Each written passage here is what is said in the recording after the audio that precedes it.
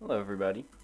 Today I have a pretty interesting run that I actually got during a lobby. This was done on Kelby's Twitch channel, if you somehow don't know who Kelby is and also know who I am, which is a strange overlap, but if you don't, I'll have his link in the description. He's a great content creator.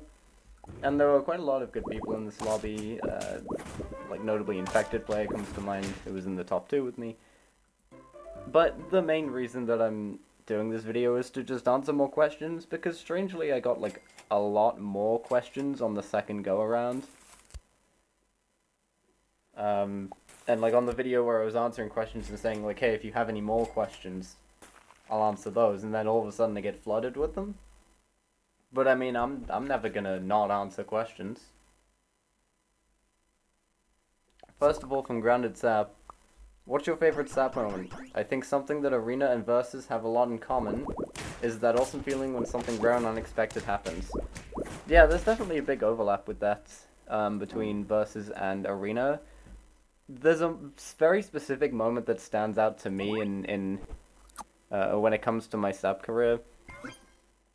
To paint the picture, it was during the time where the meta for Pack 3 was like all the XP pets. It was like Pug was on tier 2, Jellyfish, Clownfish was on tier 3, and stuff like that. And the arguably best player in the world at the time, Bagels, had set up a tournament with a bunch of like weird twists that were spun on a wheel. It was a very fun tournament. And I remember specifically we were playing hard mode. I was playing Bagels himself on hard mode, and I had won the first 2 games, and going into the 3rd game we were both on Star Pack. And at the time, one of the hard mode toys was when something faints, it deals 2 damage to everything behind. I think it was like the ring pyramid. And at the time, Sabretooth had basically what the Hoppy Eagle does now, but it was like an unlimited amount of triggers, and I believe it was like a 6/6 summon. And so I had like a level 2 Sabretooth and just continually got more summons that would die, hurt the Sabretooth, and then summon more stuff again. And it was essentially an infinite loop for as long as the Sabretooth had health. It was very funny to win like a full, not just a game, but a full set like that. But yeah, I mean, that's the moment that really stands out to me, I think. I'm barely going to be talking about this game at all, by the way. See me running like Rev GT. But like, there's a lot of things I got to answer. I'm probably not even going to get through them all in this video, so cut me a little bit of slack. Next question. Why is this your username? A couple of people asked this, actually. But why is this my username? There is a story behind it. I think a player named Violet kind of had a similar idea with one of her usernames. And I kind of copied it as part of like a bit. I think this also happened in a Kelby MG stream. So, you know, just more reason to promote him, I guess. But I had that as my alt account name for a while. And then I think there was some point where I was like gifted a pack, but I had all of the packs on my main account already and didn't really have them on my alt. And like syncing purchases was really weird, so the best solution ended up just being to switch the names around and just throw everything to my main account. Because by this point I was using my alt more than my main anyway. And it's been like that ever since.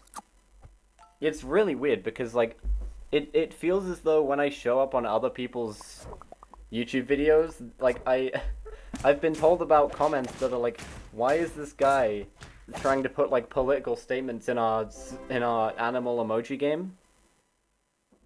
It's so crazy, man. The internet's a crazy place. Anyway, enough of that. What else do we have? How did I get so good at Tetris? First of all, I'm not that good. I mean, if you look comparatively at the high scores, the highest score achieved is like 30 million right now. And I have not hit 1 million yet, but... No, I suppose I'm okay. It took quite a while. I kind of already had... Like, I've been playing Tetris in general for years and years at this point. It's just that I've only really been playing NES Tetris specifically for, like, about half a year. But I already kind of had developed fundamentals about Tetris over those years of playing, it would be called a guideline Tetris, I suppose. So a lot of it came from there.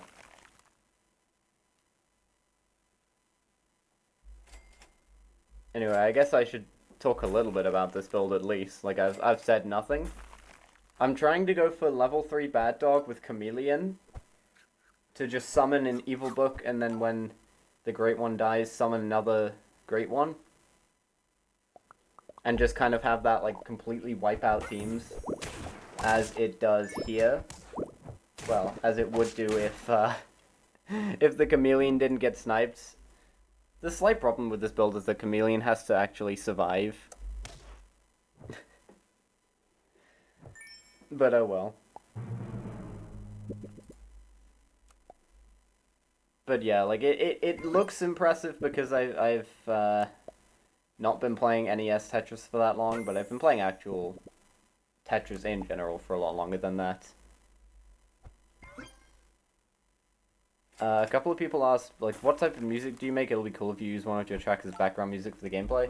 I could do that, but the music I have made, it's like, mostly, I suppose you'd call it electronic music, just like virtual instruments and stuff like that. Like, I don't have any actual instruments in my room. I don't, like, play guitar and sample me playing and things like that, because I'm not actually good at using instruments. But I haven't really made any music that's specifically, like, catered to, like, being background music, I suppose. So I would probably have to make a whole new thing if I wanted to use it as background music and, like, promote my stuff like that. But I don't have a massive interest in doing that right away. Anyway, look at this. You're seeing how the build works now. You get a second Great One because of the Chameleon. And it tends to just be enough to wipe out teams. There wasn't much scaling in this pack, if I remember. I mean, there was, like, Bird of Paradise, and that was about it. You could maybe go, like, Unicorn and like, have Stingray, stack Stingray, maybe. But besides that, wasn't actually that much scaling. So this team worked insanely well.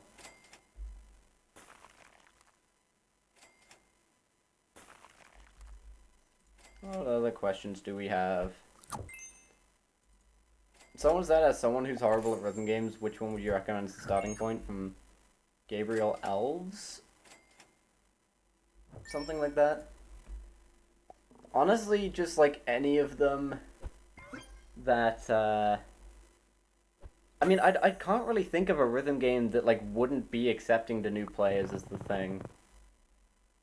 Like, sure, some communities will always have that part of them that are kind of elitist and gatekeeping, but I don't think there's any rhythm games that are really known for that. I think the majority of the community will always accept you as a new player, no matter what game you pick.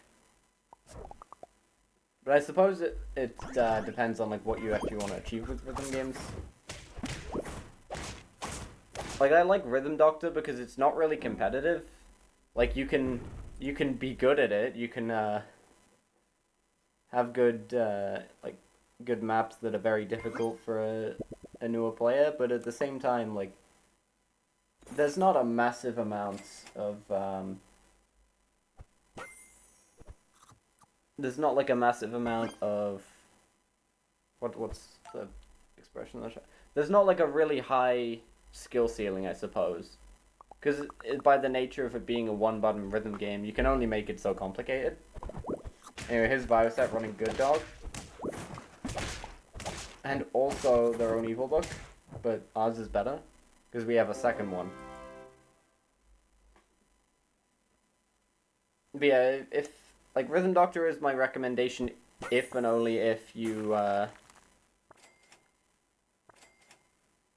don't really care about like getting insanely good at them. If you care about getting insanely good at a rhythm game, then I mean Osu is kind of the main one. I played Quaver for a while, but that's kind of just the same thing as like Osu Mania for the most part. It's just one of those rhythm games that have 4 buttons and 4 lanes. Trademark.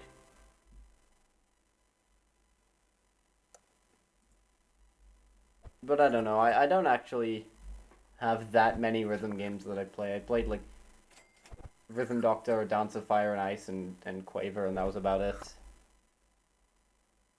From Awkward Silence 3951, what pet do you think is most nerf worthy and which is most buff worthy? I think right now, like, objectively, it's gotta be Whale, I feel like. It's very hard to make an argument for any pet to be massively nerfed that isn't Whale, but I suppose there's also, like, Lioness. I think you could actually make an argument for Lioness. It's been, like, completely untouched somehow for the last, like, year of its existence. And it's just, like, an absurd amount of shop scaling.